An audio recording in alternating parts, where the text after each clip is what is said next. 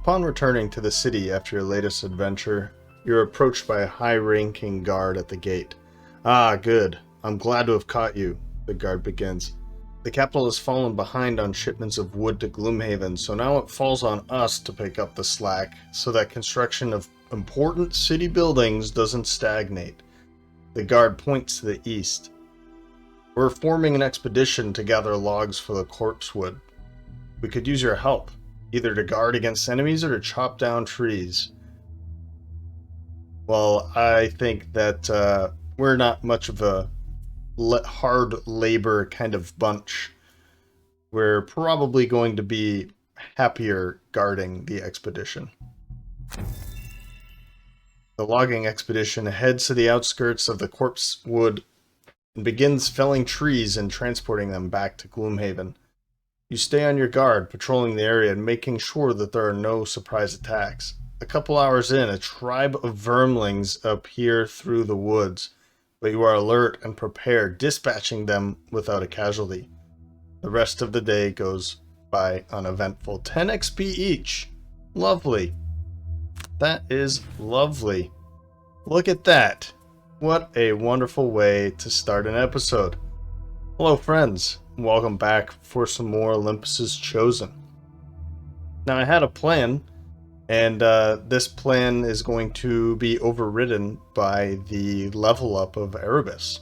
So let's do that real quick, and then I'll jump back into my plan here.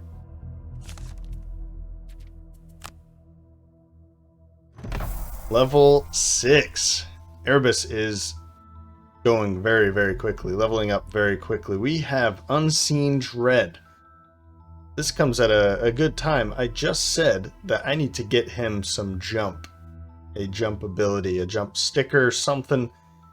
Unseen Dread has attack 3 on the top, which doesn't sound like much, but an attack 3 bringing in darkness, that's a pretty decent start, decent place to start.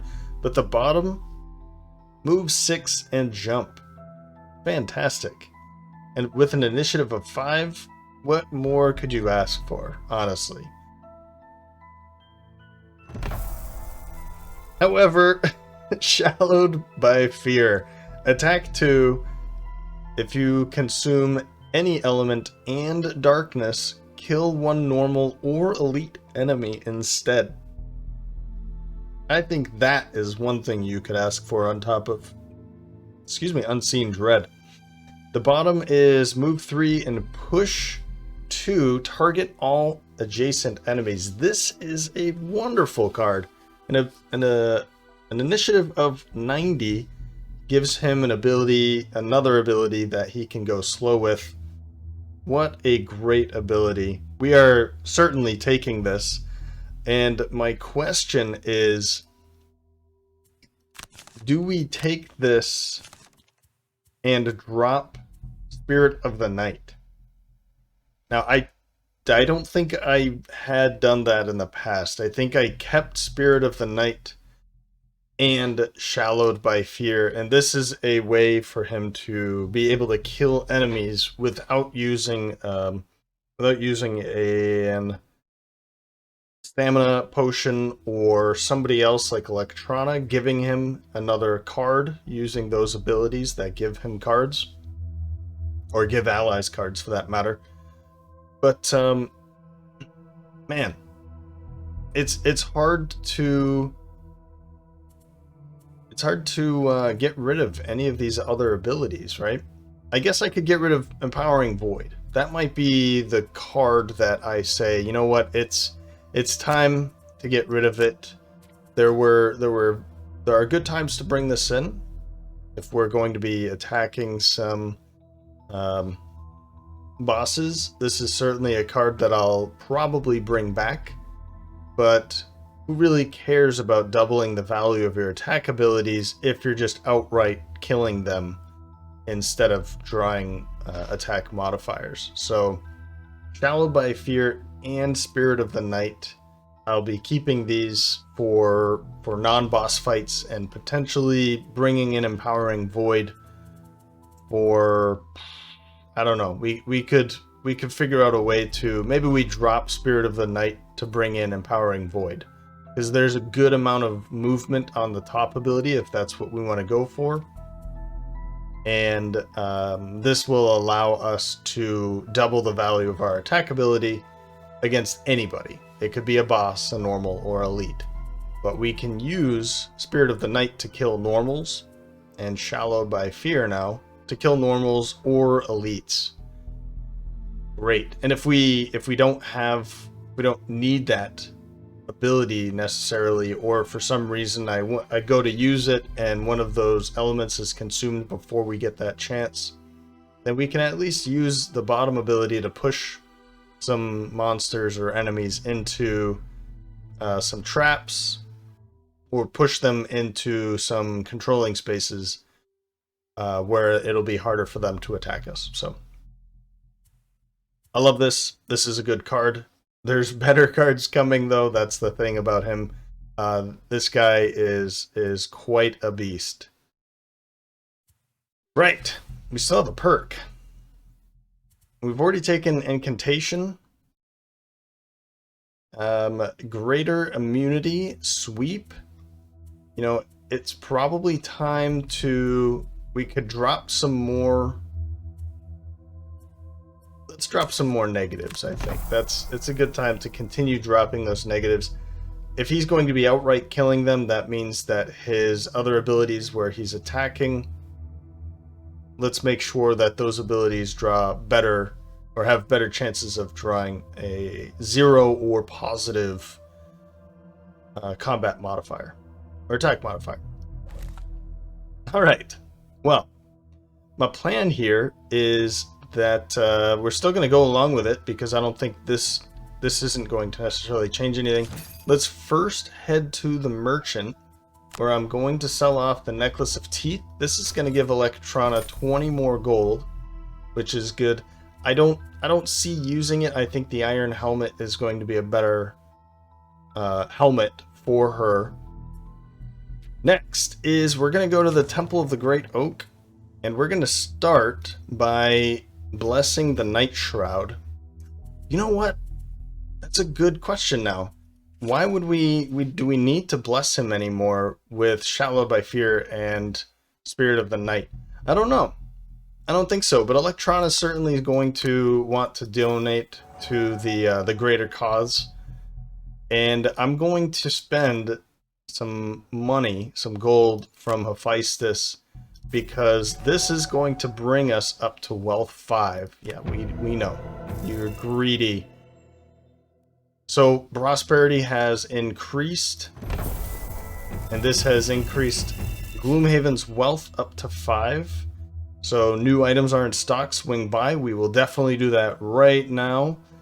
We have the, well, let's go check these out, right?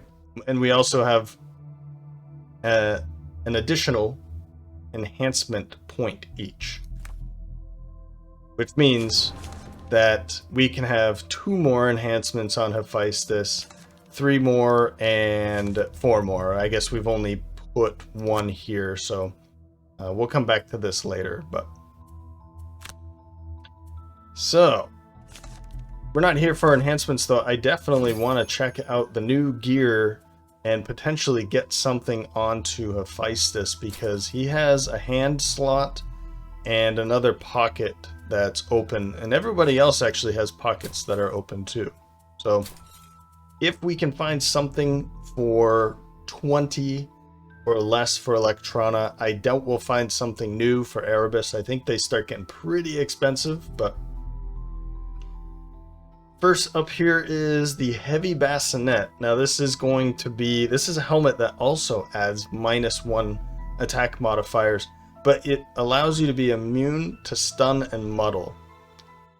Probably not going to buy this. I really like the Iron Helmet, and we don't have many opportunities. We haven't seen many stun and muddling attacks from enemies. Now we've seen some, of course, muddling a lot more than stun, but we've also seen that Electrona, those muddles really don't impact her that much. We can, or the disarms for that matter as well. We can have our friends standing next to us do the attacking while we just heal or do something else with an atop ability. Robes of Evocation. These are pretty cool. It's a one-time use before a long rest, so you're able to use this multiple times in a scenario. During your attack, you can consume any element to add +1 to the entire attack action, meaning if it's an AoE, you can make it +1 to all of those attacks. For instance, Ink Bomb. This would make it an attack 4 +1, making an attack 5 for these 3 hexes.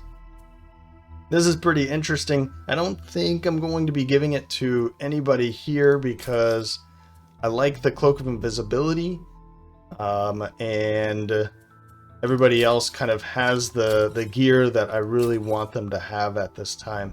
I could stand to get an upgrade for the chainmail or Electrona, but this wouldn't necessarily be in the right direction in my at this time, or in my opinion. So she's already going to be infusing and consuming light in her own ways, so I could see where Flamethrower brings in fire, and we don't have any way of consuming fire, so I think Robes of Evocation would be a good way of consuming fire, but we don't really have anybody here that would really benefit from that. There are other classes, or if you were to, maybe you don't like or Hephaestus, let's say we don't need the Cloak of Pockets anymore, we don't really necessarily think that maybe we could drop one of these and say, you know what, take the Robes of Evocation.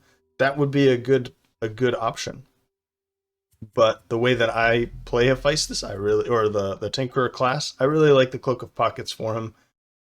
If I had got this for free, I would certainly put it to use, but I'm not gonna purchase it now. So, Hooked Chain. This makes any of our ranged attacks add the pull 2 to the entire attack action. Again, if this was an AoE attack like Ink Bomb, then we could use Hooked Chain to pull up to those 3 targeted monsters, pulling them across traps and things like that. I like the Hooked Chain for Hephaestus, I really do. If the Volatile Bomb came later and the Hooked Chain came earlier, I probably would have taken the Hooked Chain instead of Volatile Bomb, because this gives his trap abilities more power. We can control the enemies by pulling them more frequently. We have the hook gun and then Hooked Chain, then we could be using those traps more efficiently, right? But again, for now, I'm liking the Volatile Bomb. However, the Versatile Dagger might be something that I consider for Hephaestus if in a pinch he needs to make a default attack. This changes his default attack 2 to a default attack 3, meaning that, hey, you can just now make attack 3s instead of attack 2s for the default attacks. So I don't have him as a melee character. It would be kind of interesting, but I think if anybody here is going to buy that, it would certainly be Hephaestus, because in a pinch, hey, he can pull out this dagger and change his mind to be a bit more versatile, right? This in combination with his comfortable shoes, I think is a pretty cool idea. And I think I've done that before. This allows anybody to just move 3, attack 3, if you don't like your options with your ability cards.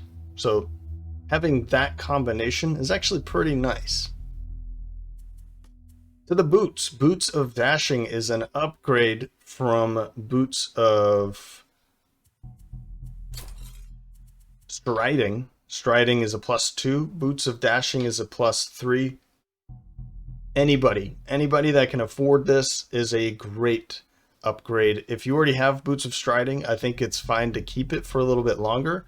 And then when you get the money, Boots of Dashing is a pretty decent upgrade. So yeah, it's just that +1, but man, that one extra move can put you in a lot of better places. So if she didn't have a couple of those move 4s, I'd definitely be striving to get this earlier. But I think Boots of Striding 4 now is okay. Same thing with Erebus. He has Boots of Striding. I'll probably keep this. This is probably something I won't buy until we get new mercenaries, new classes in the mix. And then I'll probably look at Boots of Dashing instead of Boots of Striding, depending on, you know, the money that we have. So, and finally, I think we have 2 things here. Yes. So the major power potion, same thing as the minor power potion, except now it's a +2 instead of a +1. This is pretty helpful for those AoE attacks or multiple targeting attacks, more so than, you know, just making a single attack. Although if you do pull that ×2, this becomes a 4 instead of a 2 with the minor power potion. And one of my favorite types of small items is the Ring of Haste. At the end of your turn, play 1 card from your hand and immediately perform the bottom action of that card. Fantastic ability. It is fantastic. This allows you to be much more mobile. For instance, having a move 4 and then you can shield up later. You can use like a move 3 and then a move 4, allowing you to move 7 within your turn. It does use your card, so you do have to discard it. But once again, you know, being able to move and then maybe move and disarm after your attack, you could use the stun trap as instead of moving and then move away later. So there's a lot of possibilities, and that's just all I'm saying is that's with Hephaestus. Of course, with Electrona, we could use this after we move up to an ally, adjacent to an ally. We can use this after, or we could move. Let's see here, move 4. Make an attack with some other ability card, and then defensive stance. Once we get into that position where we finally feel like, hey, this is where I want to pull defensive stance, now's the chance, right? This one is extremely powerful. So I will be purchasing this potentially with 1 or 2 of these classes to put that to use, because it is such a powerful item where you can increase your mobility or play one of those interesting non-move ability cards for the bottom action, that is. Right. Okay. Oh, and look at that. The narrative for the town records. So as I've done in the past, I'll put this at the end. So when we come back from the scenario, this town records will be, the narrative will be at the end of the episode for anybody interested in that. Okay, Hephaestus. I was thinking that he might be one that I buy the Ring of Haste immediately, because he does have a few bottom abilities that I'm interested in. For instance, Flamethrower. This will allow me to do something like Stun Shot and still be able to, let's see, still be able to move, get into a position where we can use that shield ability. Is there really anything else that I'm interested in with him? I don't think I'm going to go for Versatile Dagger. I think we should grab Ring of Haste for Hephaestus. He's going to spend a bit more of his gold, throw that in his pocket immediately. I don't think anything else for his hand is necessary at this time. The only thing I could think of is maybe getting a heater shield just to help out in some of those situations where, hey, and he won't need to heal himself up so much. So between rests, kind of a thing. If he has that heater shield, he can negate one of those damage, one of the HP losses, with a heater shield or a tower shield for a shield 2. He can't afford that at this time, but the heater shield does kind of sound like a good idea. I think I'm going to continue waiting, though. Let's continue waiting. Now on to the scenario. And here we go into the Misty Sea at the Doom Trench to find out why the artifact was linked to this location. I figured we have a bit of confidence in the last couple of scenarios or episodes. We meaning Electrona, Hephaestus, and Erebus, of course.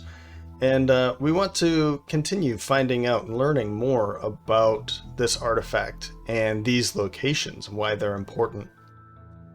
This also has some lurkers which are needed for Hephaestus's personal quest for the perfect poison.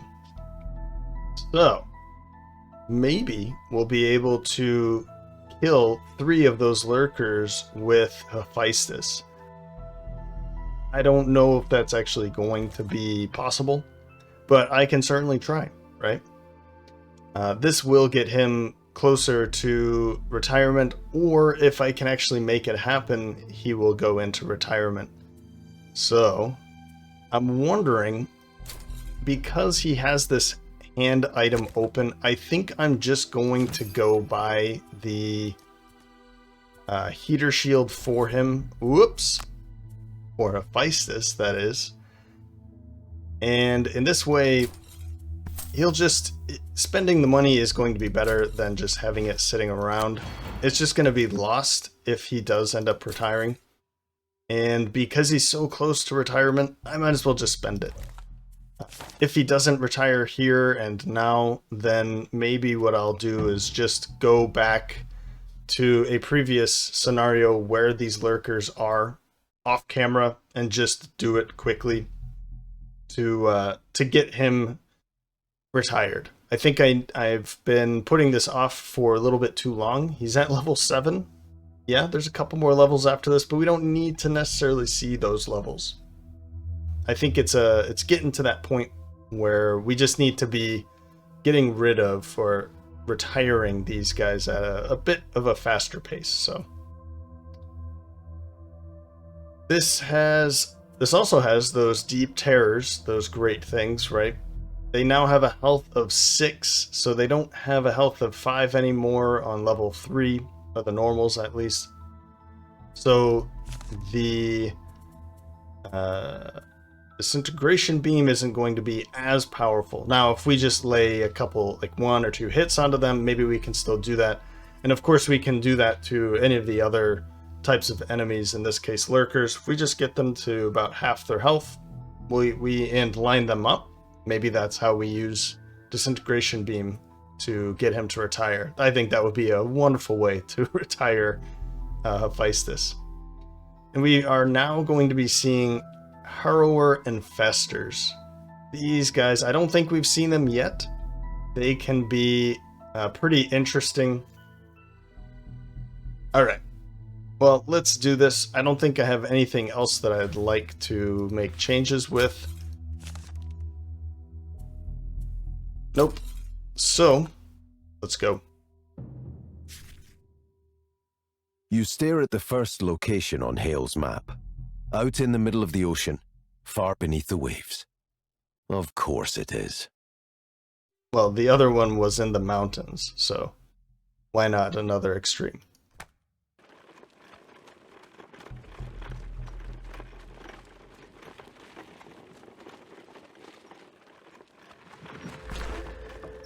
You look out across the endless misty sea.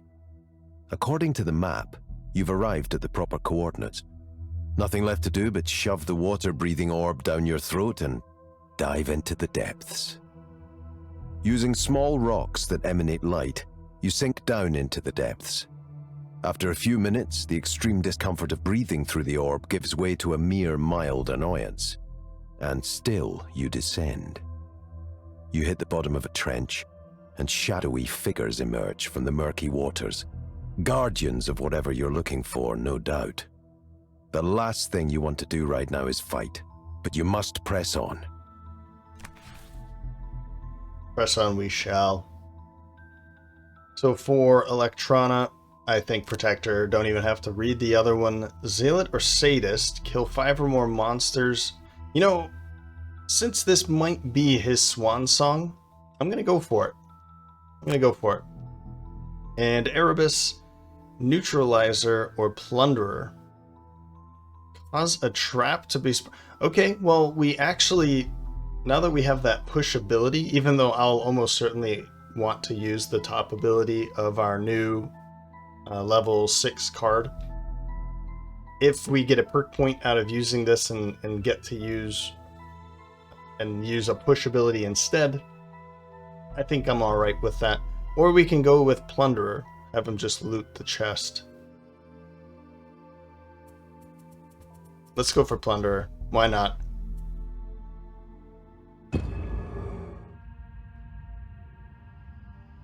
Round 1. Where are we? Oh, well, they're all lined up right in front of us immediately, aren't they? So there are 3 normal lurkers. Okay. And then we have an elite deep terror and a normal deep terror. The difference would be a bit more health and 1 more attack. They both retaliate. And of course, these come with a shield. They do some piercing. They also target 2 for all their melee attacks. And they also have, well, they have the shield too. Okay. Okay. And then after this, we come up to a T-junction into a V corridor. And this is where we have to go. Our goal here is all mercenaries must escape through the exit. All mercenaries start with 3 curses. I love that. I love seeing it here, knowing that nobody has any curses. So, we don't have to necessarily kill anything. All we have to do is make it to the exit. But of course, we want to be taking out some of these lurkers, if not all of them. And I'd like Hephaestus to be doing that work. So maybe what we can do is have these 2 do some work, and then he takes the deals the final blow to all 3 of them. We'll just have to see. And if we can figure out a way to line them up right in front of him, that would be magical. So, okay. Round 1. At first is Erebus. Going at 15 with a move 3 and curse. And Silent Force. My plan here is I'm going to move up, use Cloak of Invisibility to take this spot here. And my reasoning for this is 1, to get some curse flowing. 2, I'll be able to make a fairly substantial attack of 5 because I'll be invisible. But I also want them to kind of start moving like this. My thought is that if I'm standing here, that they might line up. I'm not entirely sure if that's what's going to be happening, but I'm going to give it a shot. Then at 84, we're going to go late with the other 2 because I do not want to be in line of sight of these guys back here.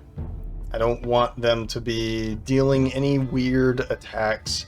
And so I figured if I go as late as possible, maybe they'll be going earlier and we might be able to miss their attacks. We're going to move up with a move 4 and use Stun Shot. Depending on where they're located, I'm hoping I can get some lining up here. And then the Sunkeeper going ultra late with 91 is we're going to be moving up and illuminate the target, and we'll see where we can get this this to work out in our favor. All right. Okay, so they're going to move up 3. Then they're going to make, okay, shield 1, move 3, and then make an attack of 2. Let's see where that goes. They're just going to be having range attacks at 3. But they are targeting 3, so we need to be careful about this. An attack of 4 with curse is no joke, and then an attack of 5 as well. So, what number are you? 6, 2, and 5. So you're going to move first. And you're going to go 3. 1, 2, 3. If I'm standing here. 1, 2, 3. And then would be 5. So 1, 2, maybe it decides to go around. I could see it doing something like that. And then it becomes you. So 1, 2, maybe 3. It looks like they're either going to be in a line or they're going to at least be bunching up right around here. So let's see where they end up. No matter who we curse. Let's see where they end up, and then we'll make a decision on how we're going to make this attack.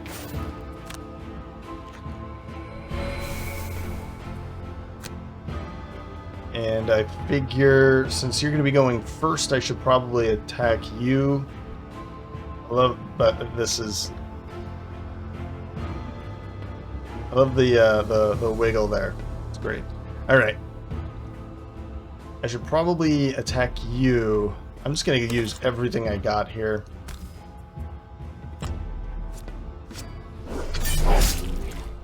Except, of course, I did not use the wounding sword there. What's it called? The jagged sword. I don't want it to just die on its own. I'd really like if we can get Physis to make that kill. And this is great, actually. We have Darkness ready for the next round. So we might be able to go up and deal some major damages against them. We'll have to see, though. We have to stay invisible over here if we're staying over here by himself. I think I'm fine with the cards that I have. Yep, we'll be able to use this. Or we could use this instead. Although... Yeah, we'll have to think about this a bit more, but I think we'll be fine.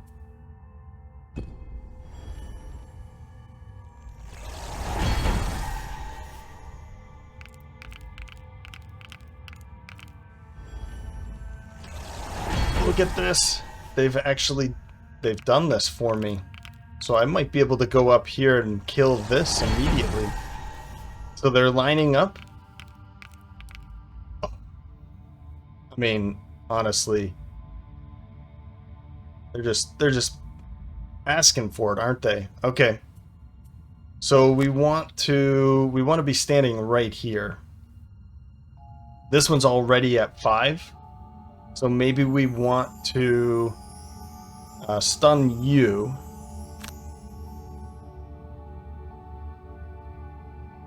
But we definitely want to be standing right in front of this.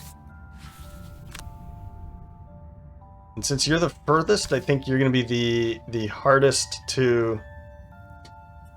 And yeah, you're going to be the hardest to control, because I think I'll bring her here. Okay. So we'll stun you, and that'll do.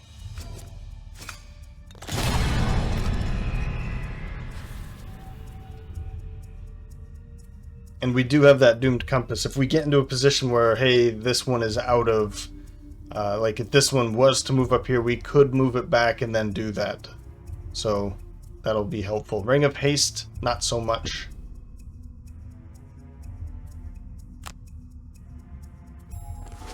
I'm thinking... I don't know if I really want to bring her this far, you know?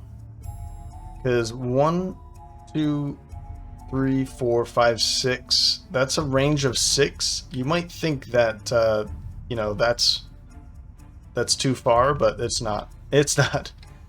You know, one thing would be great is if it said how many hexes it was away, so I didn't have to make this. You know, 1, 2, 3, 4, 5, 6.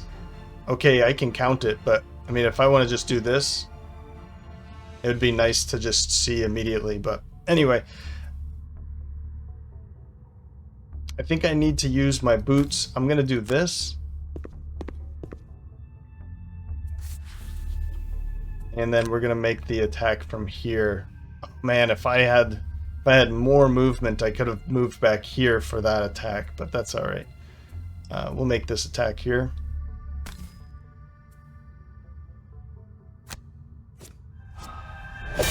Whoa! Almost killed it. Alright, we'll skip that ability. So, I mean, I could use it right away and just take the 2. And I think I might do it. But this one, since this one's stunned, my fear is that because they can target 2, that it's going to move up to here. If it gets any movement, it'll move up to here and then make that attack. And I don't want that to happen, so... yeah, don't worry about any of this. Round 2. Alright, we're going to be starting off with Erebus again. Cloak of Shade for the move 3 and to go invisible.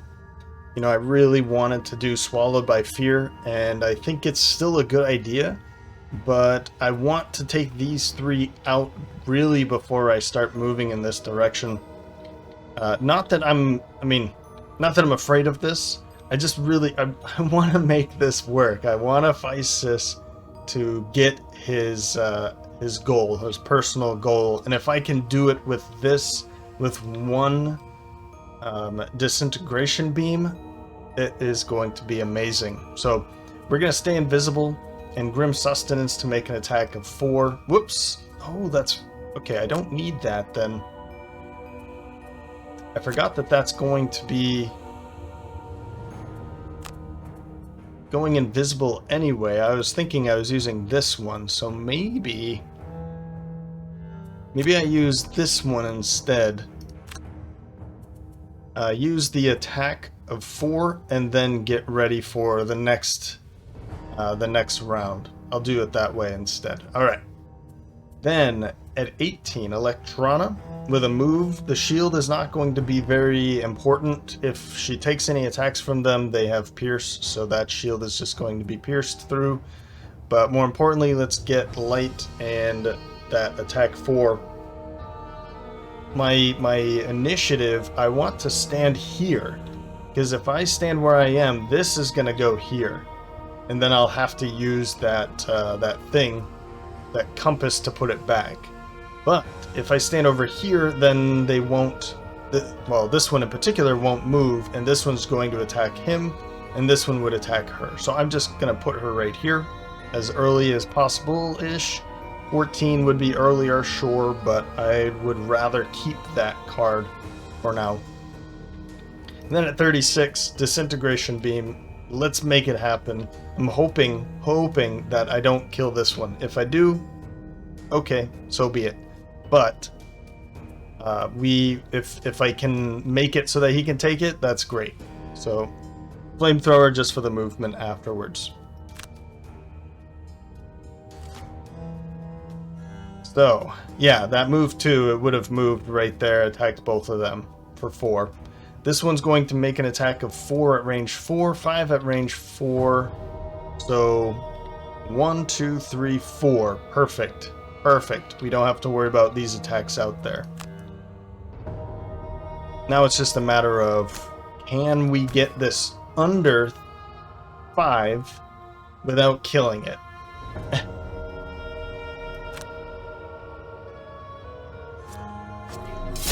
Okay, we're on our way, actually. We're doing pretty good.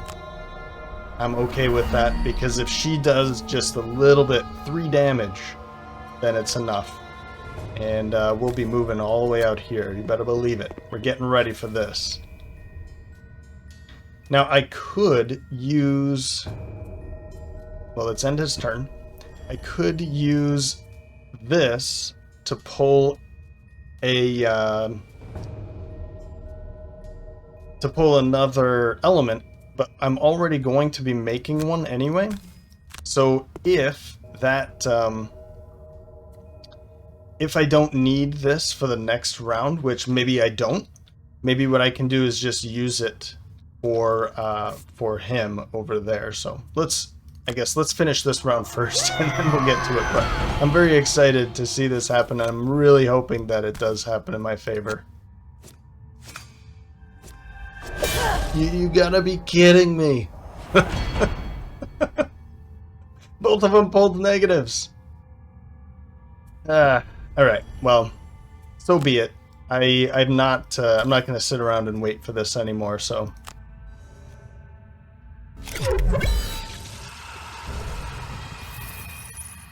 It's still a beautiful sight.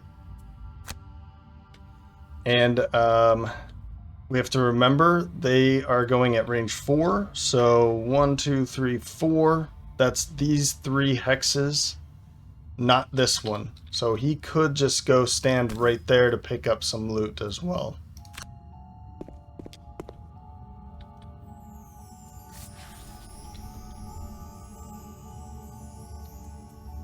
Yeah, that's really unfortunate, but maybe we can just have him make the attacks, the essential attacks on that, and still kill it with him.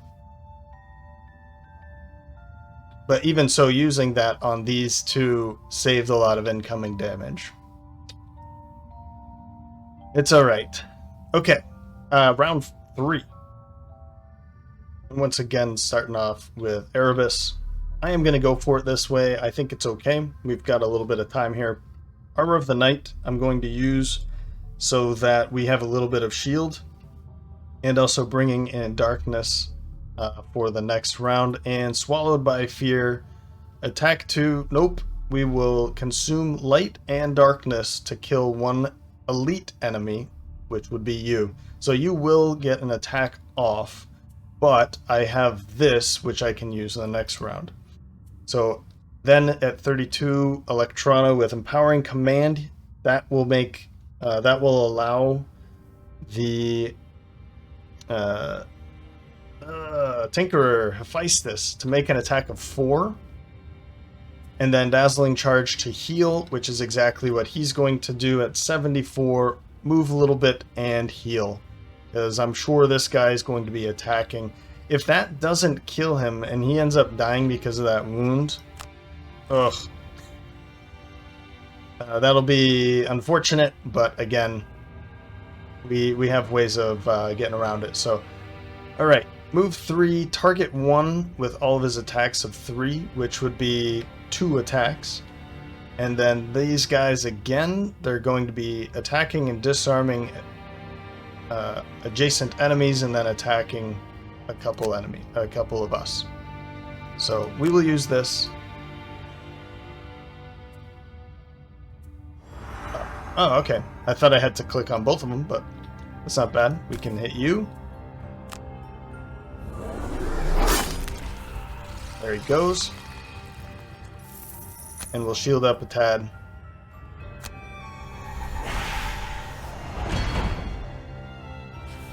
This will, once again, we're bringing in Darkness. It's going to help him defensively. He will be getting an attack, so. I wonder if I should use this now, or if I could... Maybe I'll just skip it this time, and I'll go for it next time. So, here you go, man.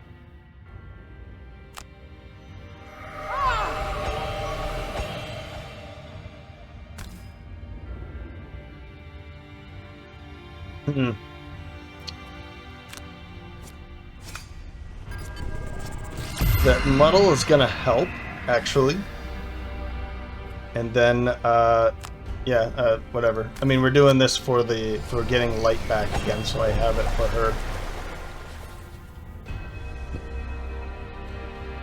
But this is actually kind of nice. It's gonna take 1 damage. That's good. I have to use this. And I have to use that again. So now it's his turn. I could just do this. And I'm going to use my Eagle Eye Goggles to kind of make sure that it goes through. We pulled the times too. So there it is, my friends. We have another mercenary that is going into retirement. Sad to see the Tinkerer go so fast. It is one of my favorite classes, but you know, we gotta. I think we need the movement. Let's keep mobile here. But it's better that we just get rid of them, and we can always bring them back if necessary. Ooh, didn't even think about it. He's moved right up into the range.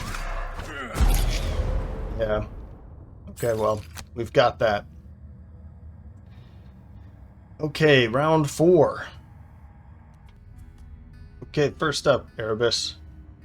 No surprise there. We're gonna go in with Black Arrow and Spirit of the Night. This thing, banishing it once and for all. Then at 29 is Electrona. Move 4 and Defensive Stance as a card to just use. I'm not able to do much. I even don't have my boots, so that's unfortunate. Then at 71, we're gonna use Gas Canister. And then Gas Canister for the bottom movement, Curative Aerosol to make a little bit of movement, and then heal you too. So we want to be moving quickly here. And I know we're spending a little bit of time in this first room, but we don't have to worry about this attack anymore, right? I also wanted this to happen, and it happened, and that's great. That's really good. I am now going to use the Major Stamina Potion because Hephaestus is going to be bringing in Gas Canister. That's going to be helping him substantially. So I think I'm going to use this so that I get a couple more turns before he needs to rest, and then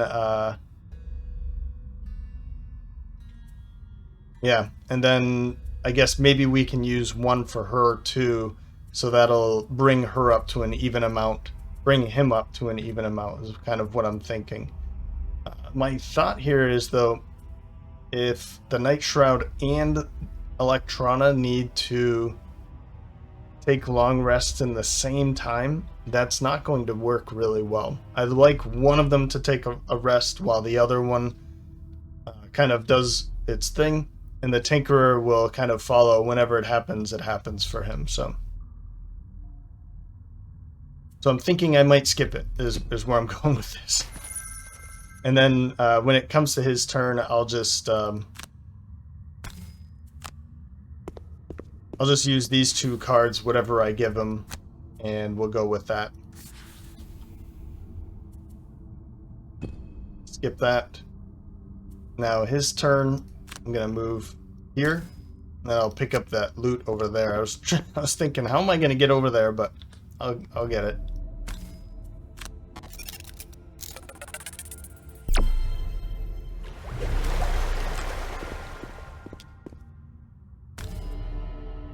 Worked out pretty well. I'm glad that I forgot that it was a range 1 when I was standing here, so I'm glad that I picked her first.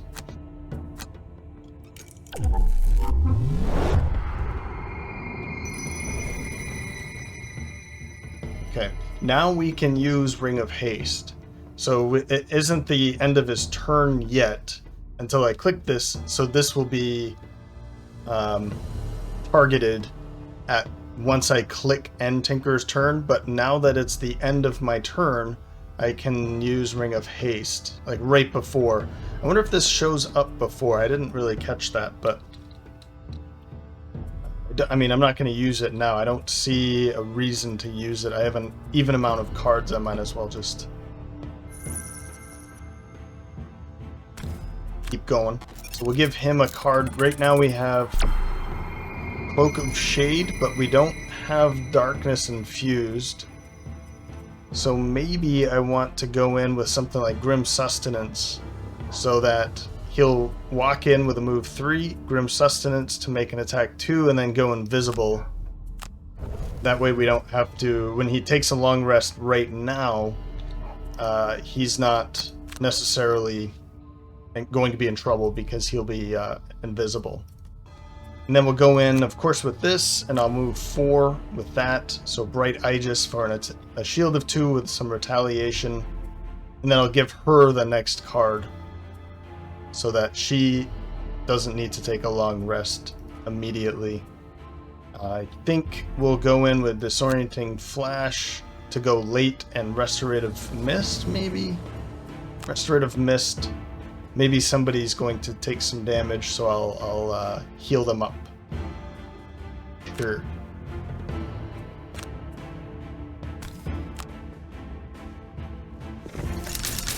Okay, well, okay, we've got some more opportunities here for Hephaestus, but he's already used that. Okay, the treasure chest is back here beyond a whole bunch of traps. Man, and is this flying? It's not flying, so this is the Harrower. This is a different type of being within the Gloomhaven universe. And a tiny bit of lore here is that these little bugs flying around it, it's actually bugs. And they've all kind of joined together to create one hive-minded entity, the Harrower.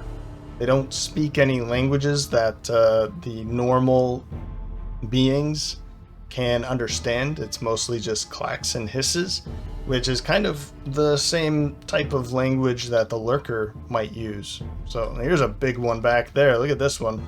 So we've got an elite, and then we have two normals. What are they going to do before we continue? So I'm probably going to be using my boots to get into a good position. This one's going to...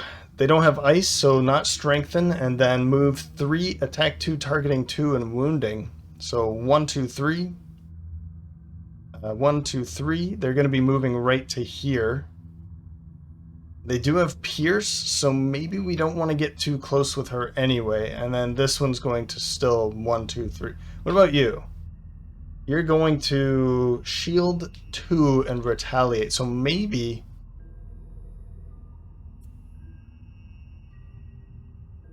Actually, you know what? I'm seeing this now. If I stand right here, this one is going to have to walk around. So we will definitely do that. Otherwise, it's going to walk straight through. This way, it'll walk through that and immobilize it, which isn't too bad, right? I was considering I have that move, or the push here, and I could use that to push, and that would absolutely kill the Harrower Infestor. But alas, I do not have that card ready, but this is still going to be a pretty decent choice here. Now I could make an attack here and take that retaliation before it gets more retaliation on its turn, or I try to get through some of that shield. I think let's start picking at... You know what? No, let's start picking at you.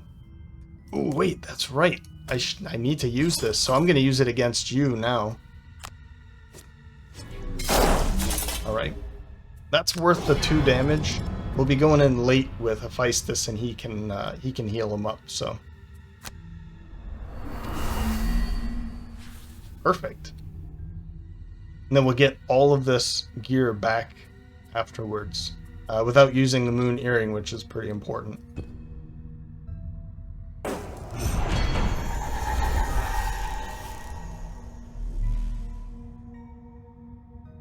Now that that's wounded, you know, it's got a timer on it, though. It's not really... I'm not going to be using that timer, hoping that's going to be what kills it. No, let's deal some more damage to it to bring that timer down faster.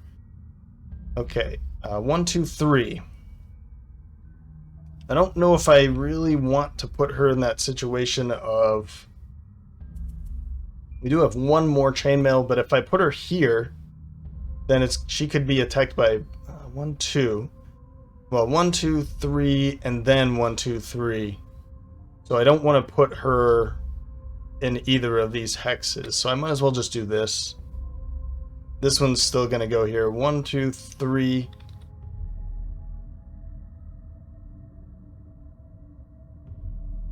Yeah, we'll move in a little bit. That way I don't have to move at all and I have Path of Glory waiting for me. And maybe I can use one of my bottom abilities to make an attack against that thing in the next round.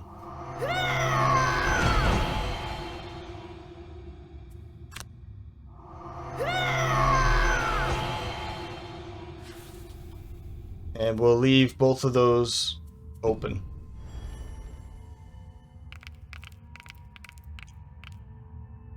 Thing's a bit scary, pretty beastie looking. Ugh. Okay, I mean, we could use the steel ring and that would get rid of everything. Using this does start bringing it down. It only has a pierce of 2. So I will be using the chainmail. I have to use the chainmail, as I said before. You're wounded now. You're stuck back there. Fantastic. Okay. If that's the case, I don't know if I really want to get too far in there. But because you're wounded, I might heal you instead. But let's bring you up into here. And then with Path of Glory, I'll be able to use that with something like this to make an attack of 6 with him right there. So we'll move in. And we'll use the Restorative Mist to heal that wound off of Electrona.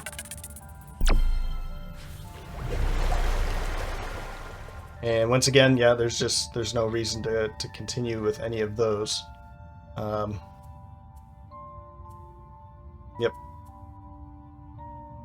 Now this is a good idea too, I could use this to push you back here right now, and that's almost, I think that's like a really good idea. Because it's immobilize, it means that this one does not have range attacks. Not normal range attacks anyway. I don't remember if it has a range attack in its abilities, but being able to push it back into the trap will, one, it's going to reduce it. Okay, instead of talking about it, I'm just going to do it because I think it's a great idea.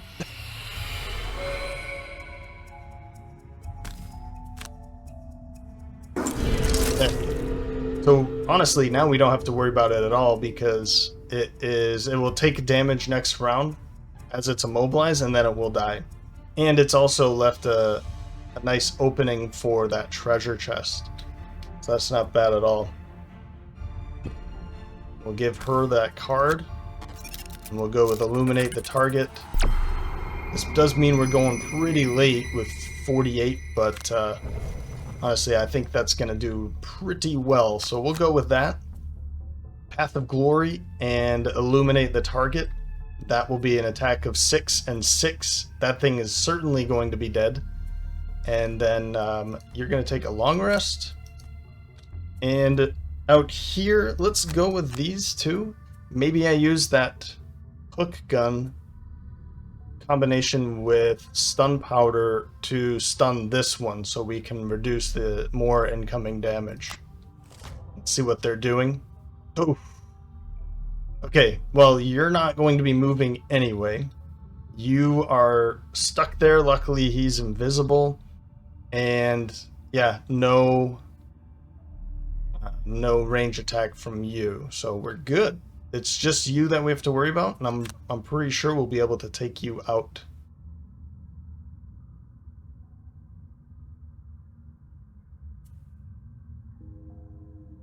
Now I'm wondering if I still want to do this. Maybe I go out to here, make this attack, and then move next to it. That way we get some movement going, and we can also use the stun powder, you know, just to stun it now. We're not going to be dealing much damage to it. But maybe it's something that we just end up controlling rather than killing. We have plenty of traps here and here, so kind of on the fence about that, honestly. I think we could control this one pretty well. Since it's not going to move anyway, I won't move. Let's not do that. I'll just use the hook gun to make an attack against it. Yeah. No damage. I mean, if I pulled a +1 or pulled anything, that would have been nice, but Yeah, okay, so it doesn't show up until right now, which is pretty good. I see how that's going to work now. So he's going to need to take a long rest. She's going to need to take a long rest, too. Oh, she's not going to, actually. As long as he goes before... well, he's going to be taking a long rest anyway. Never mind. So... which would be the good ability here to bring back immediately? I think I saw the top ability and did not care what the bottom ability was. One adjacent ally may recover one of their burned cards. If you use light, you recover 2 burned cards. So Bright Aegis is a fantastic card, top and bottom. So we might want to use this sometime. I never even looked at it. I just saw this. So I think we want to take Bright Aegis. We'll go with that. Yep, so this one's dead now. That's good. I'm thinking that we have... let's have the attack first.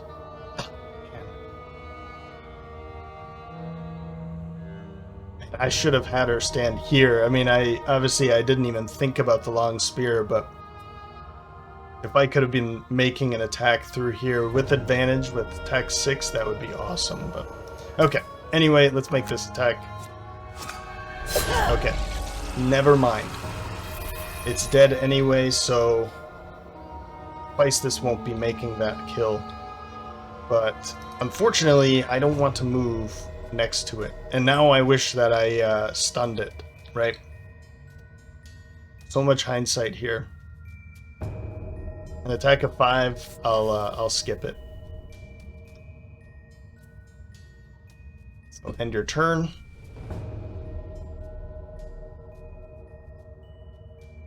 Good. Heal up a tad.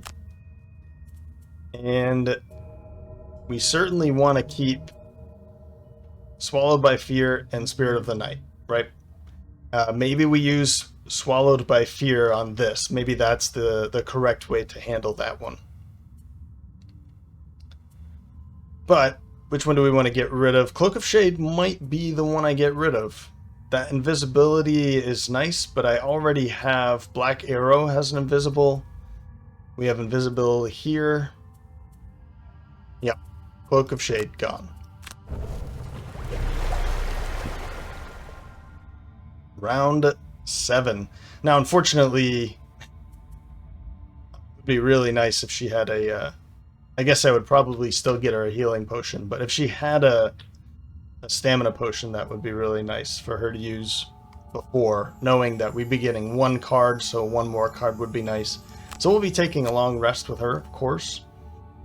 We need to be taking a long rest with you too, and that puts you in a very sticky situation here.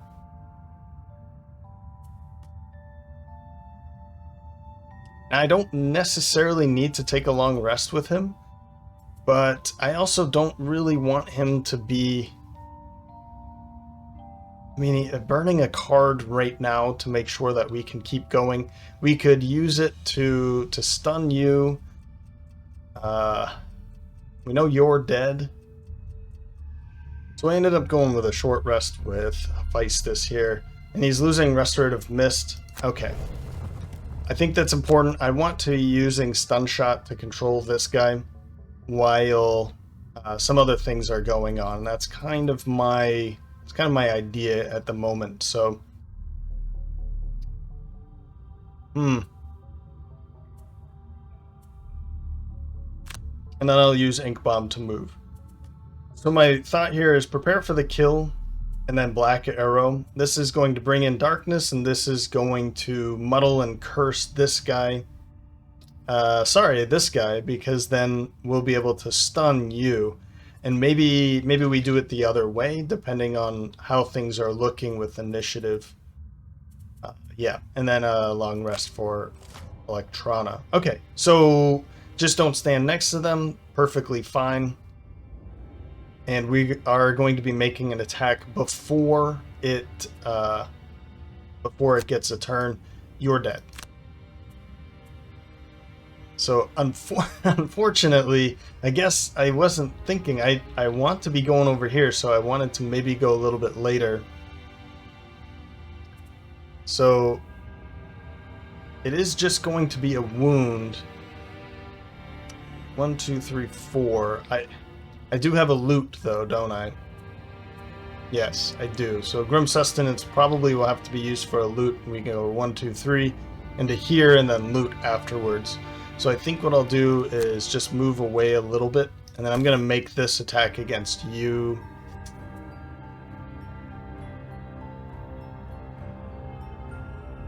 No. Let's make the attack against you.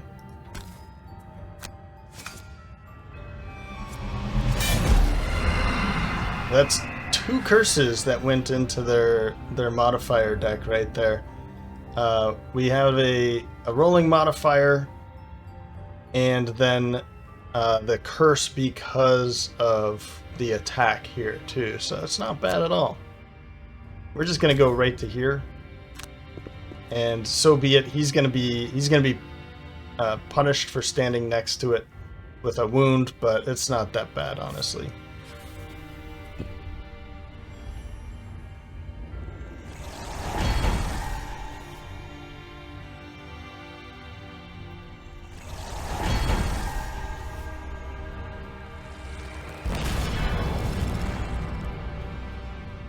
That looked ultra painful.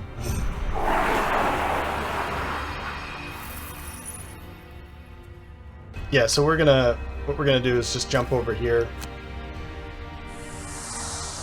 and we'll use this to 1, 2, 3. Okay, good. We're still in range. I didn't even think about that. We'll use this just to stun you.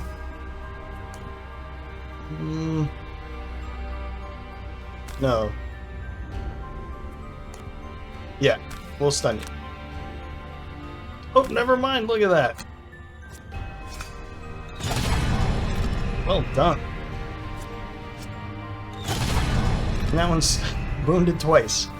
Well done. Man, I love that. That is such a great modifier, right? Okay.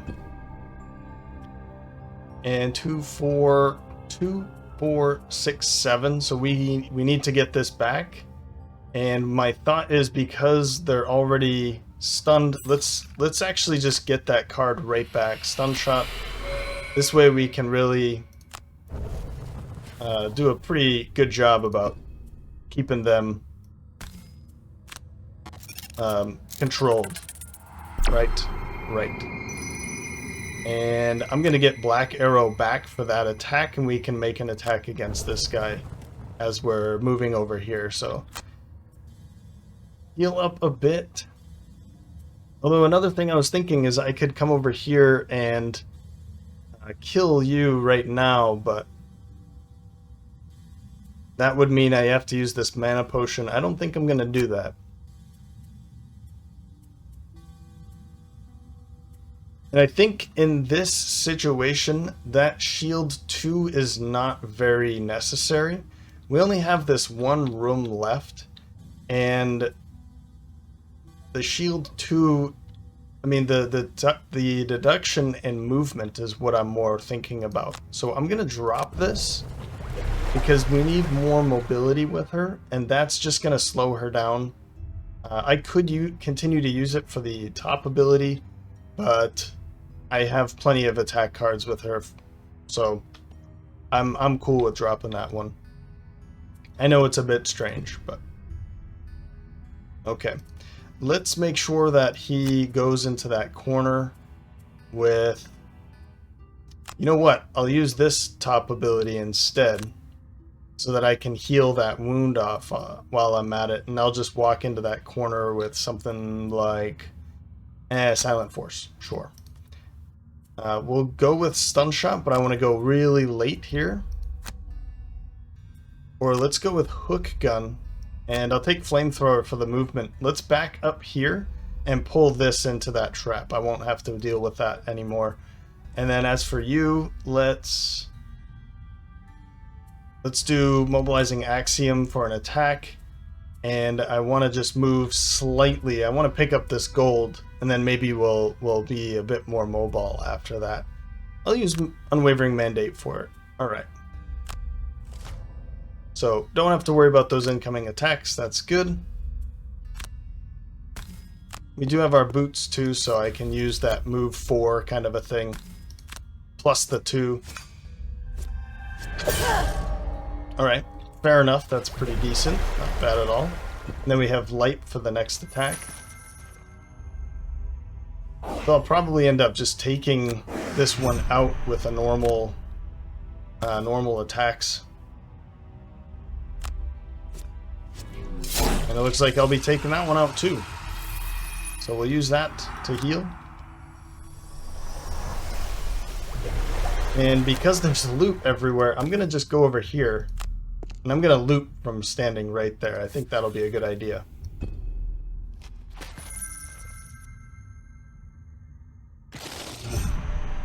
His turn. And I still kind of like the idea. If I just back up 1, I can continue to pull it while we're getting closer to that door.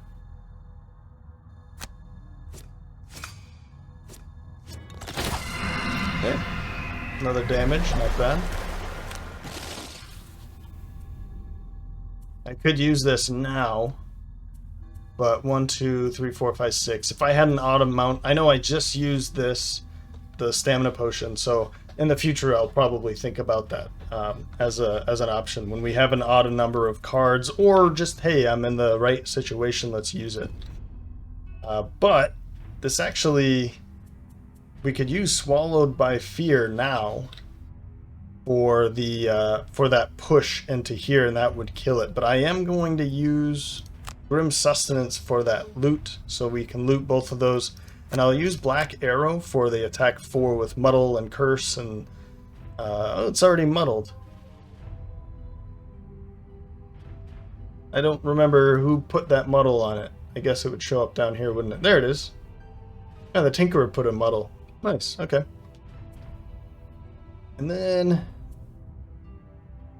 I don't really think I need much. Let's use this, and I can just disarm a trap. Sure. And I'll use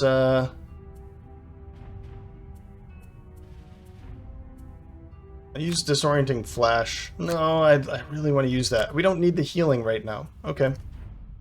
And then as for you,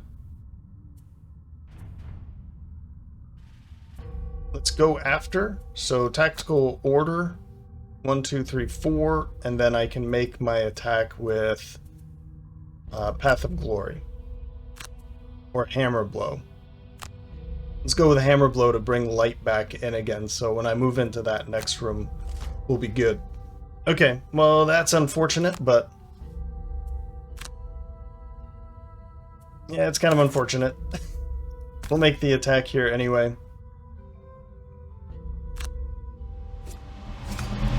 Yeah, I mean, a ×2 would have been cool, but whatever. It is also, it's muddled, it's cursed again. Let's loot. Bringing in darkness, and Lost Island has been unlocked.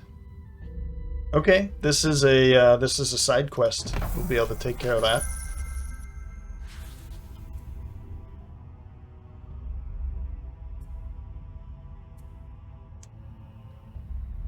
I don't think you don't have line of sight, which is unfortunate. Oh, maybe he's already used it all. All right. I kind of think I want to take it now. We'll keep going. We'll keep going here.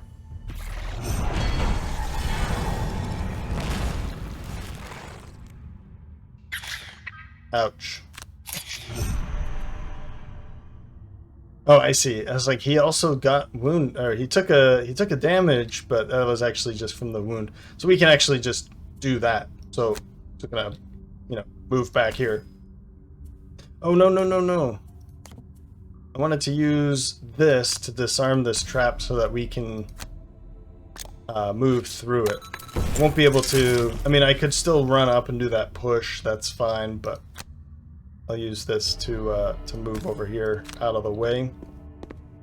I've got a way to heal. I'm not too worried about him. And then, yep, here. So this should actually, there's good chances of this killing you now, so. Yep.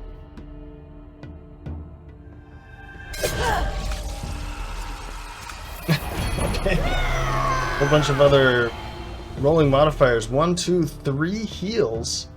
A ×2 and a +1. That's what we ended up pulling. Wow. Okay. Round 10. All we're going to do is run into this room now.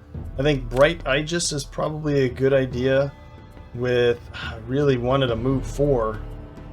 I could use Dazzling Charge to make it a move 5 and stun somebody, but then that's not so great anymore. Empowering Command would be good if I can get someone to stand next to her before she runs in, or maybe he runs in first. Let's see about this. What round 10? Yeah, so we'll start it off with Leistus Stun Shot, Dangerous Contraption with that move 4. So that'll put him 1, 2, 3, 4 somewhere right in here. This first 7 hexes. So then when it comes to her turn, maybe I'll go 32 to try to get a bit faster. I kind of like the idea of going later though, so that stun has a better chance. I guess we'll just see here. Maybe I don't use it at all and I just do this. Once I open this door, let's figure this out. Maybe I don't go too far and I don't burn this card too. And then at 84, I'm going to be using move 6 and then Swallowed by Fear. I think it's going to work in a way that maybe I don't use this I don't consume light here. And then I can just use this to kill somebody, and I'll be using this movement as a move 6 instead to really put him up here. We just need to get out of here. So I'm not too worried about long-term stamina or exhaustion due to cards, so yeah, you'll be fine. So let's move into here. Okay, we can't get too far, can we? Oh man, what are they doing? They're doing that attack. Okay, so this one will attack here. That's the only one that would matter. This one we don't have to worry about at all. And then there's you two will make an attack this way and this way. So standing here is like the safest place for him. Won't be taking any attacks. Then it's you. A move 2, attack 2, and then heal 5. Okay. All we have to do is end here. So I think at this point we just don't mess around anymore. If we go here, 1, 2, 3, 4, 5, 6 with the boots, then we can stun you.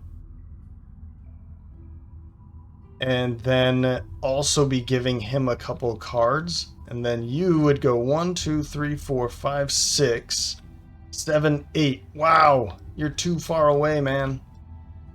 1, 2, 3, 4, 5, 6, 7, 8. Yeah. So we're not going to be able to use Swallowed by Fear at all for him. So I'm probably not going to burn that Spirit of the Night then. Because if I was able to get up here and kill something, like you would be ideal. That would be great. But if that's not the case, then yeah, we'll just let it go. So okay, we'll move into this corner. We don't have it. Ink Bomb is that move 4 with jump, so 1, 2, 3, 4, and then we just have to get there, and we can exhaust from there. It does not matter. As it says here on the right, mercenaries must be placed on an exit tile to complete the scenario. Escape occurs when all mercenaries are standing on an exit tile or become exhausted while standing on an exit tile. So if he gets over here and exhausts before the others do, that's fine. He's on the exit tile. That's all that matters. So we'll skip that extra movement, and I'll use this. We don't care about these attacks now, right? We do not. We do not. So I could wound you. Or actually, I could use this to just stun both of you now. And then I don't have to use all of that movement. But 1, 2, 3, 4. 1, 2, 3, 4. That's too far away now. So we'll let that go for now. So let's use this. And I'll make an attack against you. Also wounding you in the process. That's good. And this is where this ring is actually going to come in really, really handy. We'll be able to, maybe we can do move 2, and then we'll have a move 4, and then use the ring for like another move 4. And we can really get over here and get situated, but not yet.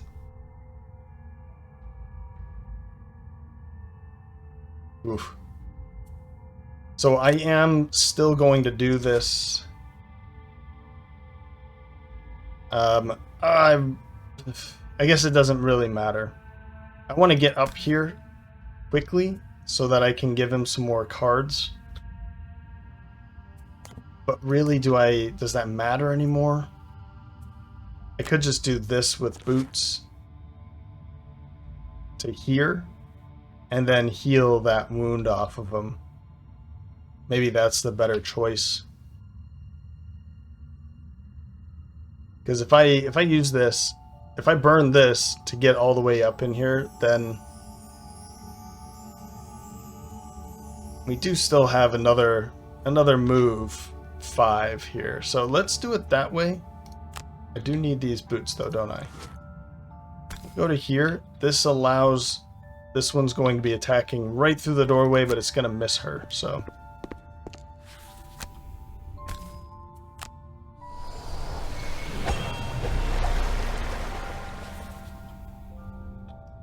And we will end her turn. Yeah, if I did make, maybe I should have attacked here with that stun, and then she could stand up here with the other stun. That might have been the better option here, but that is so unfortunate. Okay, well, I'll use this with the boots to, actually, I'll use this just to get here. What's his next? If I use this just to go stand on this gold, which I'm gonna do that. And skip this. But if I don't take it now, I have these really big movements that I'll be able to catch up, and I can just have a long rest with him back here. But I don't really know if I like the idea of just sending these two to deal with all of this.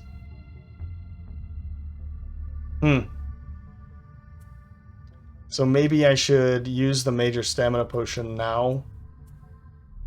Yeah, let's do that. I think it's going to be worth it. Let's take Black Arrow so that from here he'll be able to make an attack, and then another move would be good. I guess prepare for the kill to bring darkness in again, but I don't know if that's really going to be necessary. We'll do it anyway. We'll see what happens. We won't have darkness ready for him immediately, but and then he'll have to take a long rest now is the problem. So, well, we'll still do this. Yep. So 1, 2, 3, and then make an attack from here against either one of you. We'll go with this and this. And maybe we use this Bright Aegis now, and we can just stand up right next to them. 1, 2, 3, with a whole bunch of retaliation, or with shield. That's great. Okay. We'll go with what we've got. That's going to move 3 and then attack for 2. These are going to disarm people standing next to him. But then these will be at disadvantage. Man. Okay. Well.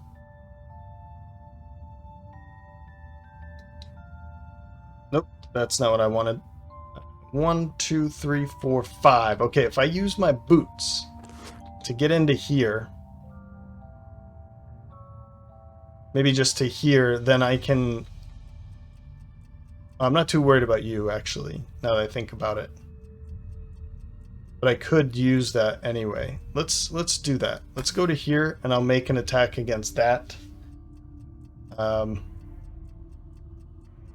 Sure, why not? From here, I can decide to move in if I really want to. I don't think I do, though. They're going to be attacking you.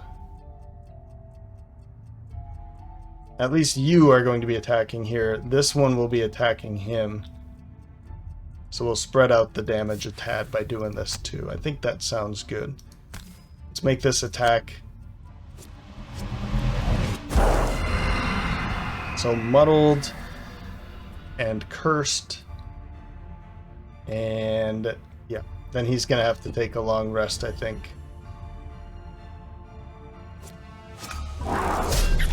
Well, I'm glad that worked out in his favor. Yeah, we'll use that. That sounds good. Poison. That's unfortunate, but... range 3. But you're not going to be able to see through that wall, so that's good. Let's put her right in this mess here.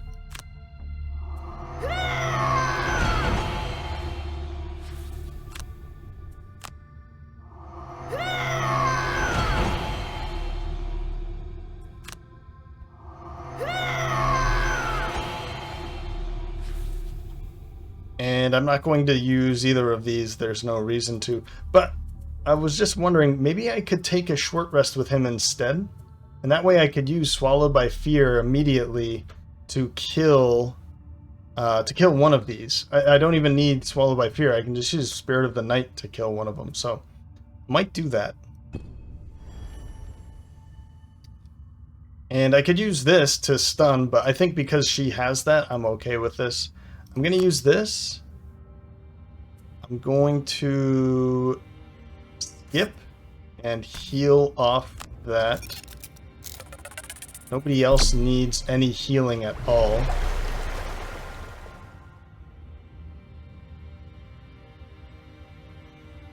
I don't want to stand here because then he'll be hit by both of them.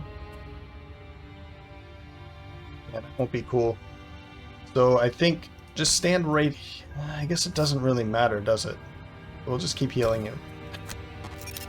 I'm going to use this to muddle this guy for the next round, so that's not too bad, actually. That one time it actually worked out, but because he's kind of pinned in a corner too, so...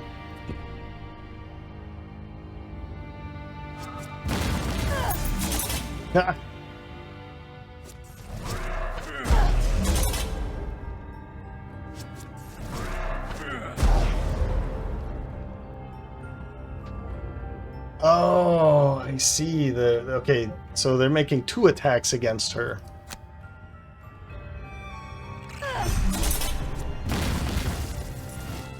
Eh. Oh, stop. Oh, okay, good. Well done. That one actually just died. That's awesome. Didn't even think about that. Okay, we'll go with that. I think we do want to take the short rest with him. And I'm okay. I'm okay. There's much better cards to burn, or worse cards to burn, but I really do want to get up in these guys' face. Nope, not that.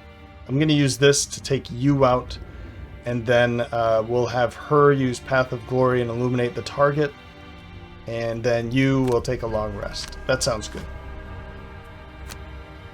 And these we won't be dealing with because they won't be able to attack anybody. You are going to heal. So do we want to kill that instead? Probably not, huh? I think the better choice here is to kill you. You're going to heal 4, and then you're going to attack him.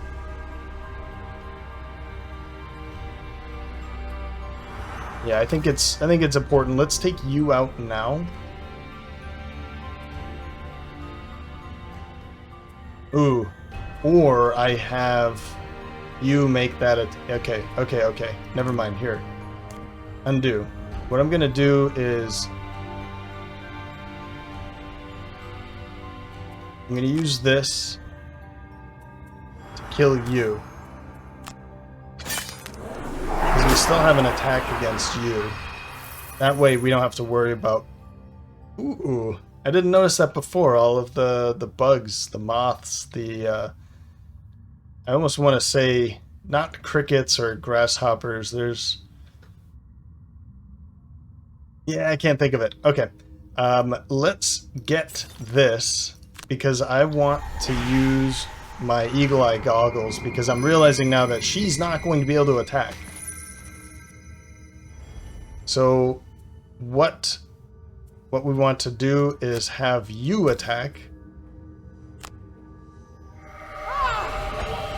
And if I have my eagle eye goggles ready,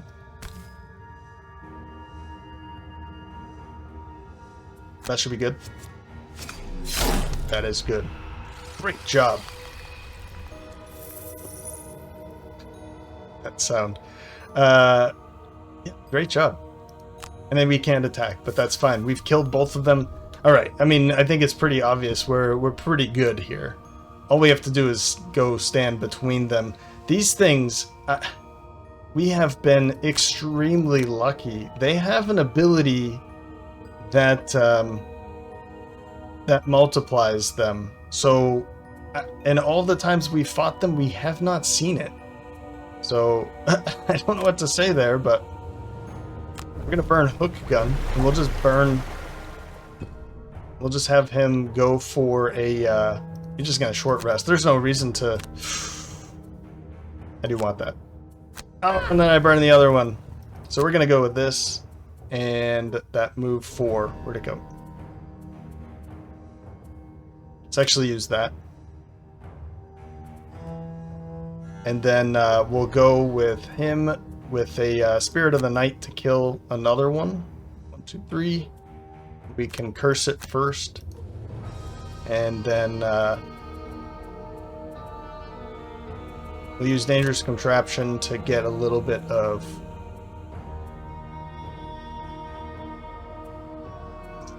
We can use that. Okay. Get a little bit more XP.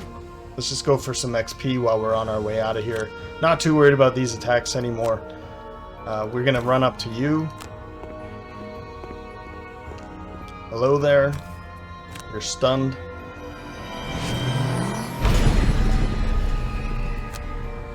And I guess this doesn't really matter anymore, but I'll still use it, whatever.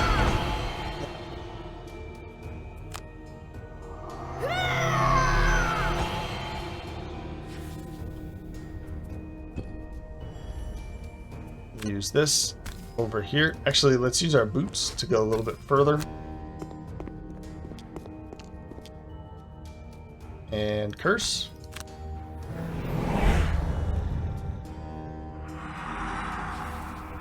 Yeah, so one of their abilities is like make a ranged attack, and if you deal damage to a mercenary, then spawn a deep terror, a normal deep terror adjacent to that enemy, to their enemy, which would be one of us. But we have not seen it yet,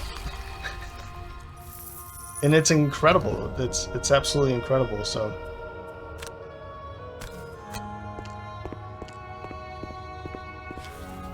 Here you go. Because this would have been so much worse if that was the case, right?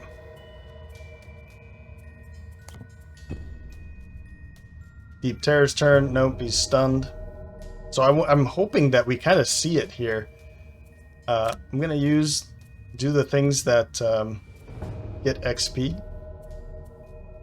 If I can. Yeah, we'll do that. Let's go for...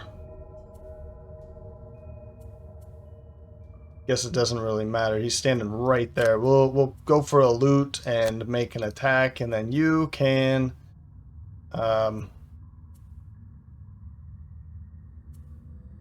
let's see here. We'll use this and that. Okay.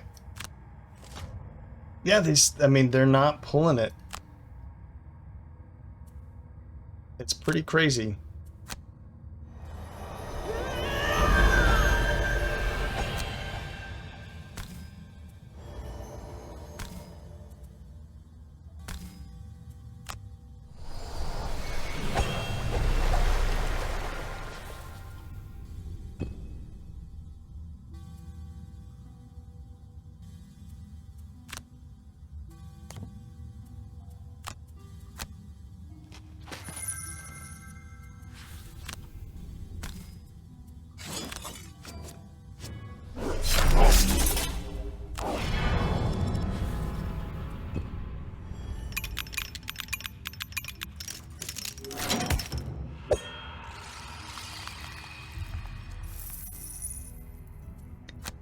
Yeah, we'll come up here. I'm gonna pick up that loot.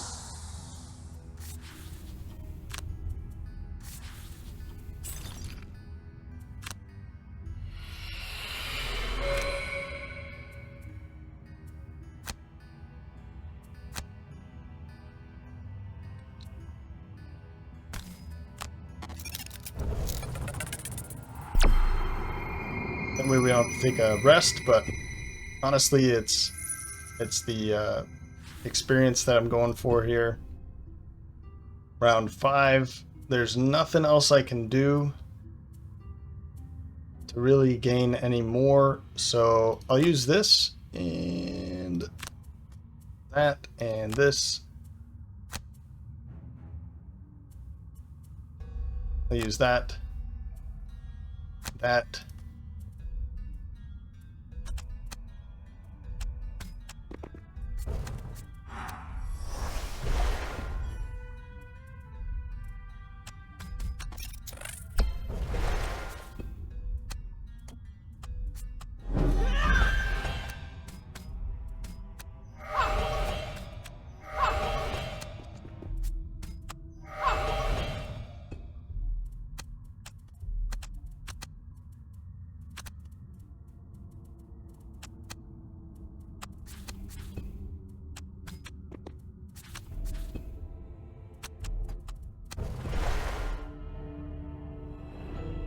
You press ever forward, leaving the wretched trench. Looking behind you, you see the figures of more lurkers waiting in the shadows, but they do not pursue. Perhaps they are afraid of whatever lies ahead. But we are not. So victory. Victory is ours. You go deeper through a crack in the earth until your path shifts, suddenly upward. You emerge from the cold, unforgiving water into an air pocket deep beneath the waves. You spit out your water-breathing orb, grateful to finally breathe normally and take a short rest. Through the darkness ahead of you, you see an expansive cavern, which houses a massive stone structure. This unnatural sight, so far removed from anything you're familiar with, fills you with irrational, foreboding dread. And there we go. Ah! He needed to kill one more. Apparently he only killed the first 3. I think it said 4. So he only killed the first 3. And then I think his battle bot made that 4th kill. So he needed to kill one more. That's unfortunate, but it doesn't matter anymore because he's now retired. But we'll get to that here in a minute. Night Shroud really just holding it. Yeah, okay, 4. There it is. Holding everybody. Well done, sir. Well done. As we kind of expected, he, with that new card, that new ability, he just straight up kills everything. 12 XP each. So this is that lost island that from the treasure chest. We just got a random side quest, that's it. Not that that's it, you know. It's a pretty decent place to go. I like that place. Lair of the Unseeing Eye. There it is. Oh, I was not expecting this. Okay. I was actually expecting that Lair of the Unseeing Eye was linked to where we were. And that's unfortunate that it isn't. I was pretty sure it was. I thought that once we got through that one, we would be going straight there. That's kind of why I went there. But, okay. Because I wanted to send him really on his swan song. But there it is. His personal quest, Hephaestus, has finally retired. I guess not finally. He wasn't around for all that long, I don't think. But here we go. It's finished. There's never been such a masterful concoction, such a beautiful toxin. Gloomhaven's exotic creatures are truly some of nature's finest achievements, and they have now allowed you to make your finest achievement, the perfect poison. Who's he going to be using it against? I never really thought about that one, actually. You're not sure why or how, though, but you can't help feeling like you've perhaps gone too far. Like you've brought a sickness down on this city. A plague. You decide it's best to leave and escape the consequences of your actions. Oh, thanks, Hephaestus. That does not seem like a very godly thing, does it?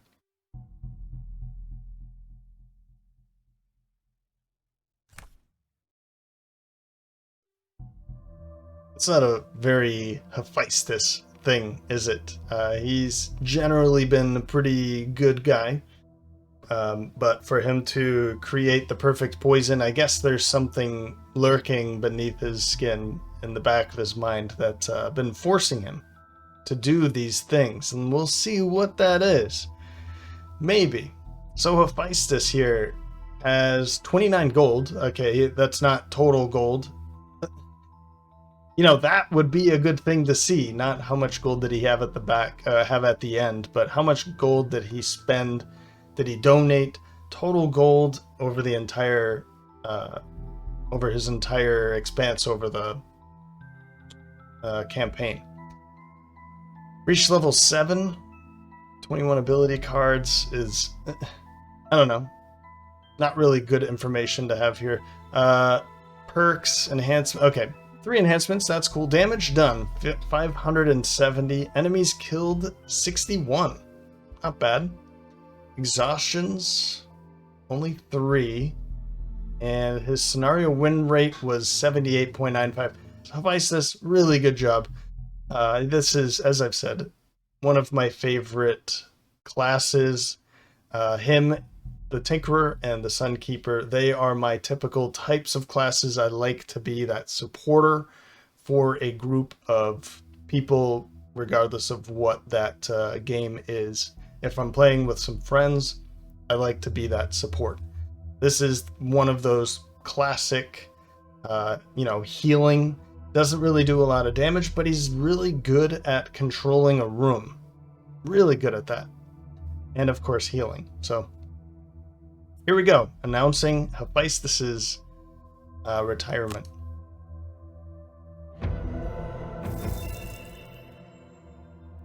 We've unlocked the squid face, the Cthulhu. We'll see what that means, perhaps. But we did also increase our prosperity by 1. So we'll...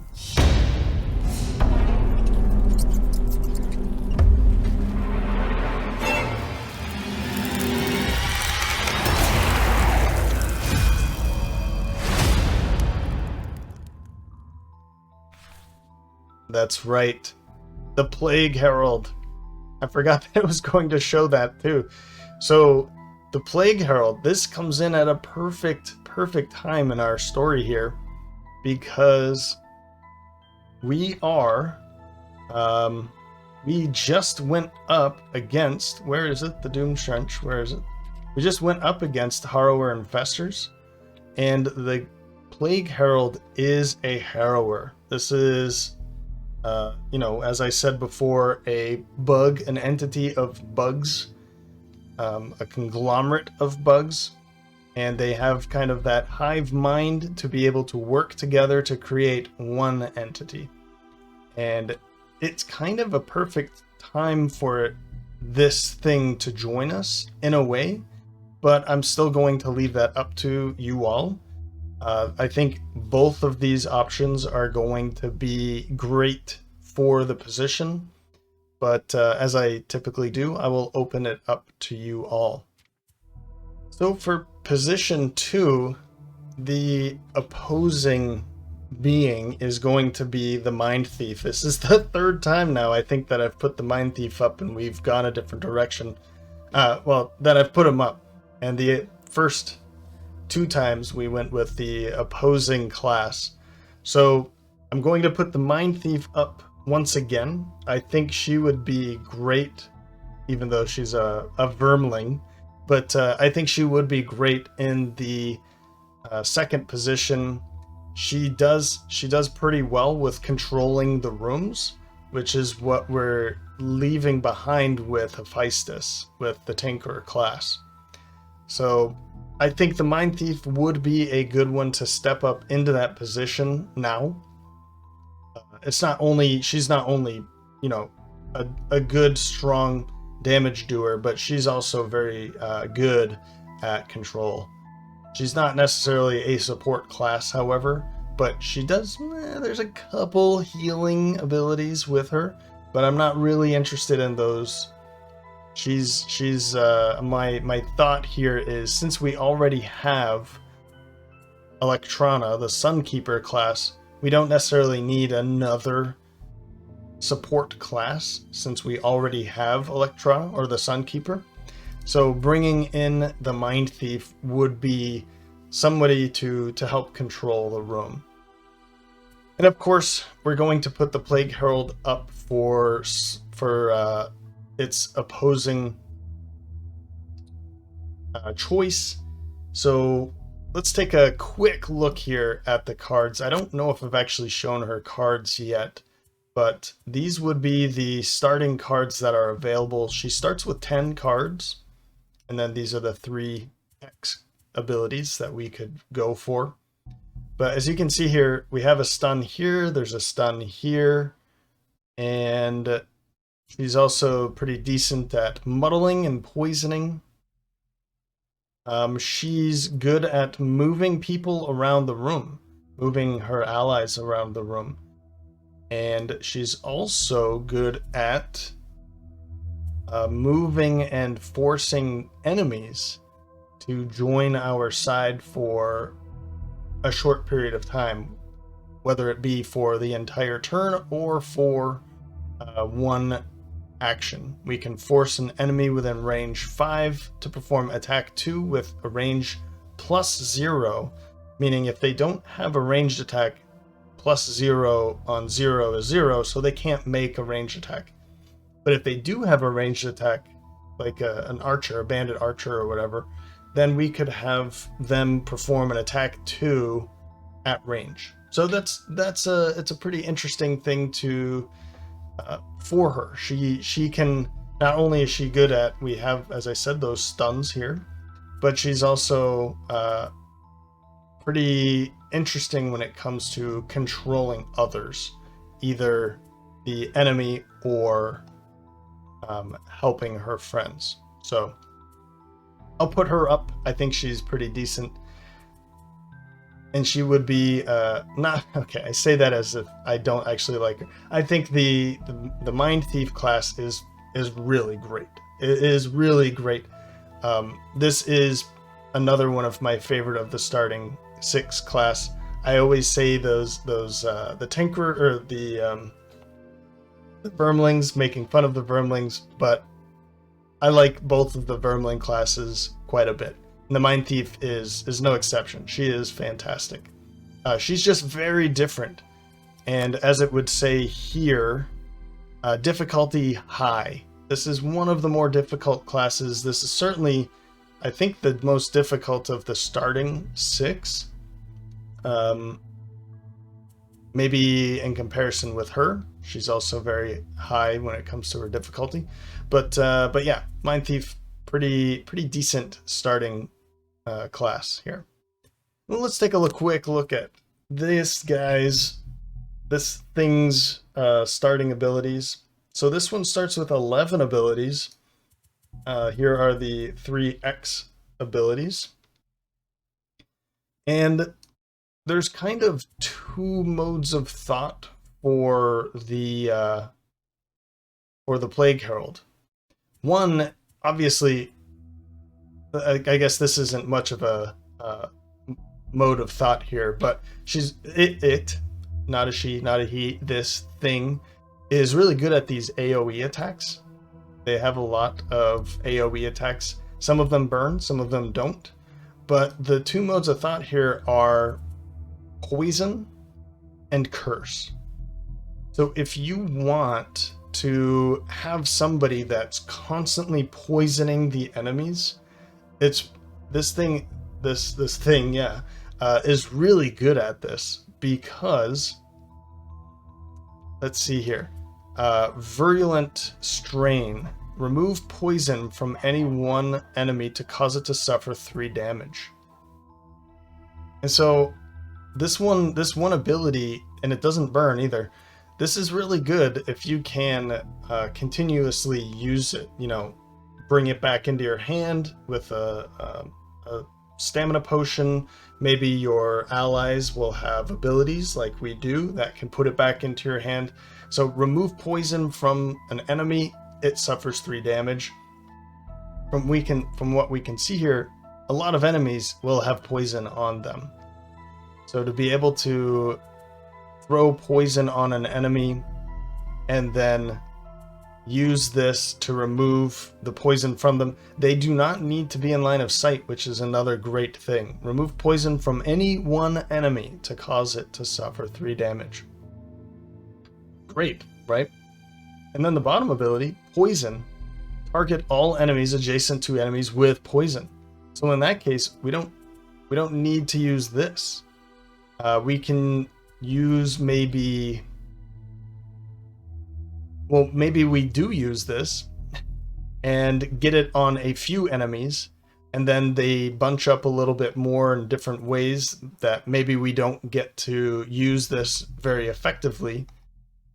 And then we can make them get poison afterward, after we've put poison on an enemy or one of their allies that's adjacent to them. So really good about spreading poison, and it makes these smaller attacks, such as biting gnats, and let's see here, epidemic and scattered terror. It makes these all really strong when they all have poison on them. So when I played the Plague Herald in the board game, I skipped the whole curse route and just went head first into poisoning, and it was so much fun. Anybody that has an AoE attack like this, it just made that so much stronger. This, an attack of 0, now you're just hoping for positive rolling or attack modifiers. But if they're all poisoned, now it's an attack of 1, and it can be that much more stronger. So poison doesn't sound like something that's very strong, but when all of the enemies are poisoned, you can get through the room very, very quickly. So yeah.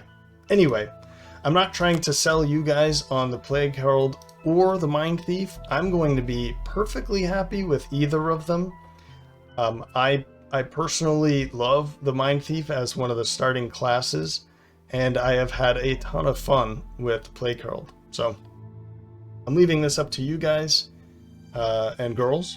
And if you just let me know in the poll that I will be putting out probably very soon to vote which way you'd like me to go, and we'll start the next episode with that class, with opening up that class.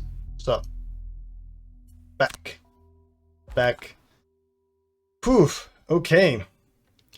And I really thought that this one was going to bring us into this boss, and I was kind of wanting to keep the Tinkerer for that one, regardless if he was going to be retiring or not. He wouldn't retire if we don't return to Gloomhaven, and I wanted to keep him for another boss fight, but okay, I'm fine with this too. So, alright, well, at this time, if you're interested in the story, the continuing of the town records mercenary log, actually we can go back here and check out, you can see this while I sign out here, but if you're interested in the story, that will be following up in 10 seconds. So I hope you enjoyed this episode. If you did, please let me know by leaving a like or a comment. As always, thanks for stopping by, and I hope to see you next time. Dominic trots quickly from behind the counter to meet you as you enter the town records building. Just the mercenaries I wanted to see. I have something to show you. After vigorously shaking your hand, he turns and ushers you to follow as he moves toward the back room. The texts from the southern continent finally arrived, and they have been very helpful. They've painted a much clearer picture of the Demon War. Dominic opens the back door and gestures for you to sit down in front of his open book. Please, I'd like you to read the latest entry, and then we'll have more to talk about. There you are. In the early years of human expansion, it was inevitable that the military would clash with the burgeoning nation of fierce Valrath to the south. Both races had a thirst for power, and this came to a head in the grassland area of Stormbrew. Both nations claimed ownership of the region, and small skirmishes between settlements quickly escalated into an all-encompassing war. The fighting raged for 6 years. The full attention of both civilizations bore down on those blood-soaked plains. Both races were equally fierce, stubborn, and filled with an unquenchable rage. And after 6 years, the war had taken a heavy toll on both nations. With all of their resources being poured into the war, both races fell victim to numerous threats from within and from outside their borders. Starvation, disease, and crime ran rampant. Before too long, both would crumble and be destroyed under the weight of the conflict. So it came to pass, directly before what was to be one of the greatest and costliest battles between the two great commanders of the war, that an Aesthur appeared between the two armies and offered a means for peace. The Aesthur was the first of his kind that either of these two races had ever seen, and when he presented his offer, the commanders were terribly skeptical. In the end, however, they agreed to give the Aesthur a chance. Neither commander trusted the other or the Aesthur, so when the Aesthur told them to follow him to the east, both leaders brought a battalion of soldiers with them. After a few days of marching, though, a great fog rolled across the plains, and soon the two commanders were separated from their battalions. They emerged from the fog alone, just two commanders and the Aesthur standing in the middle of a great ruin, an entire city of overgrown stone from a long-forgotten civilization. Standing among the ruins, the Aesthur turned and told these two commanders a story. He told them of the great upheaval and the true history of their two races. When the story was finished, the two commanders made peace on the spot. The Valraths renounced their vicious, expansionist nature, and the two races worked together to build a civilization around strength and commerce. The story of the upheaval was only told orally, passed down from leader to leader. And many generations after the peace treaty was signed, the descendants of the two commanders began work constructing a new city as a monument to the treaty. A city built on the very spot where the Aesthur told his tale, the city of Gloomhaven. You look up from the book to see Dominic staring intently at you. A smile grows on his face. Right, he says. Surely you have the same questions I do. I mean, for starters, what was this upheaval? He begins pacing around the room, stumbling over his robes multiple times. Was it some sort of catastrophe? What could the Aesir have possibly said to stop an entire war? And Gloomhaven was built on top of an ancient city. We're all aware of the ruins beneath us, but I always thought it was an earlier settlement destroyed by raiders. But the ruins predate humanity itself. Is the upheaval what destroyed the original city? Dominic coughs and adjusts his beard.